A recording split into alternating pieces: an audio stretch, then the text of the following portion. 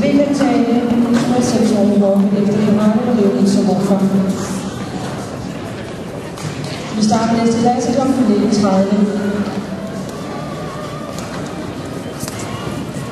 Som 6 i denne klasse ser øjeblikket som følger: Martin Diels Lergaard ligger i spidsen med en fejlfri til 63,74.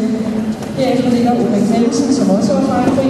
Som nummer 3 har vi i øjeblikket Sara Billeskov Nissen. Som nummer 4 Thomas Biel Jensen, disse 4 har nået fejl.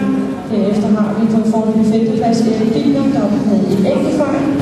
Tidligere 70,75 og Emil Hallerberg, der lige havde en fejl. I tid 72,1.